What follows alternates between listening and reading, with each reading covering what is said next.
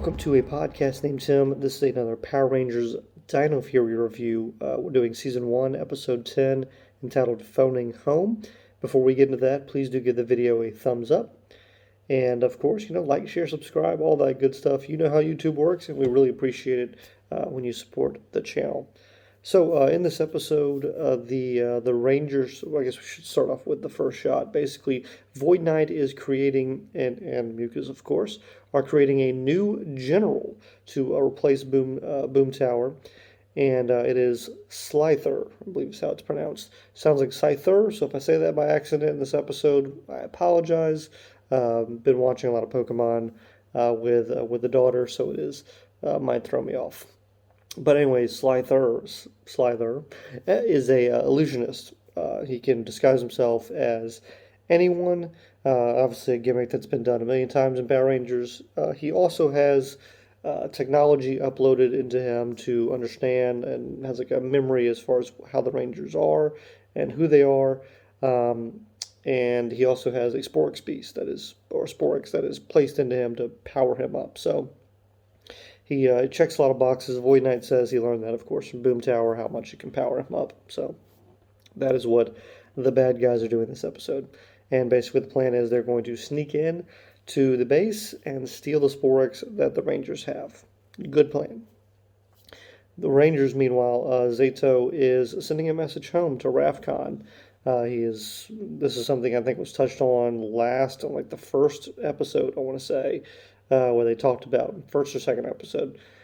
So we're following up on that, which is nice. Almost immediately after him sending a message to a planet far, far away in the galaxy, Arla shows up, and she says she's a Knight of Rafcon.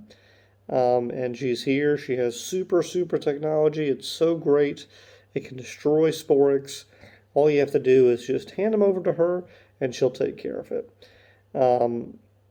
Zato, who is not exactly Mr. Personal Skills, and buys this hook, line, and sinker.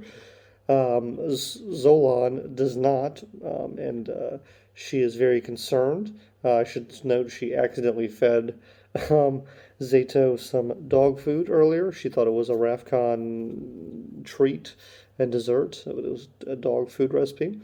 But anyway, she is concerned and doesn't buy it. Arla does do a convincing job when she shows up. She, shakes everyone's hands and does like the thing that Zato did, where he's like can read your memory and kind of know who you are. Forgot that was even a thing. But basically, this is Slither, obviously infiltrating the base. He contacts Void Knight to create a distraction so the Rangers will leave. And when this happens, he tries to go get rid of the Sporix beast, or to take the Sporix, but Solon gives Arla the dog food, and Arla's like, oh, this is great, it's really good. And of course, Solon's like, clearly you're not from Rafcon, because this is dog food, so you wouldn't like this. And she's able to transport Arla, aka Slither, out of the base. They have a fight. Solon actually holds up her own. I think this is the first time we've seen her fight, and she does a really good job, or Slither is very weak. Who knows?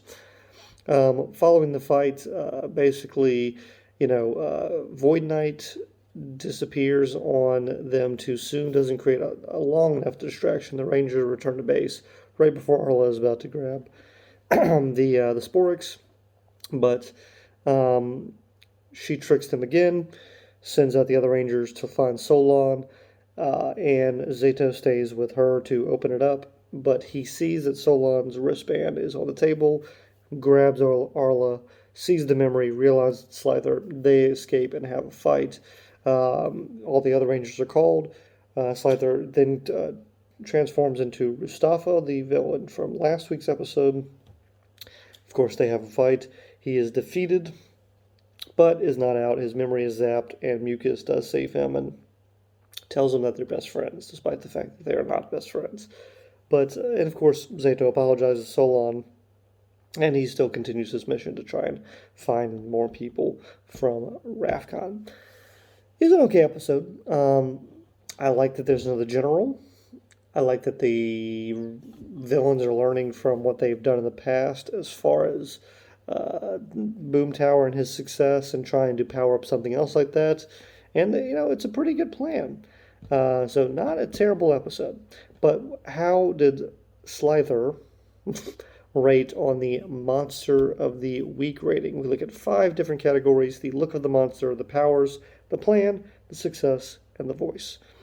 The look of the monster, I have a 4. I like that it looked kind of like a souped up henchman.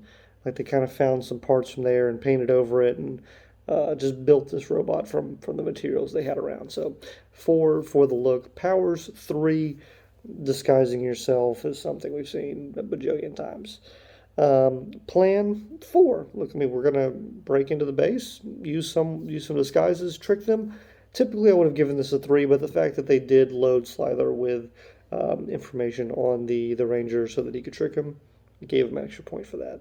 Success, 4. Look, got into the base, was this close to doing it. Had they stolen even one Sporks piece, I would have given him a 5, but a success of 4. Close, but no cigar. And the voice of 4. Had some really fun dialogue that was written, has this very pompous, over-the-top attitude that I really appreciated. And so overall, an 18, one of the strongest villains we've seen, which is good because it is a general, and we're going to get to see more of him. And so I'm excited to see where this goes with what they're going to be able to do with this general that is specifically designed with this disguising technique. Should say, I forgot to mention earlier, J-Borg was turned into a cat this episode with a collar that I can never remember her name. The boss of BuzzFeed or BuzzBlast. She was doing a review where the Rangers were there, which was also good because we know they have a job there, so they touched on that again. That they actually do work there and do things there, and so she turns into a cat, and that's the shenanigans they go on for the episode. But all in all, didn't care about that part, but the other stuff, was exciting to see, and looking forward to seeing more of Slither. So thank you for checking out this episode. Let me know your thoughts in the comments below, and we'll see you next time here on a podcast named Tim.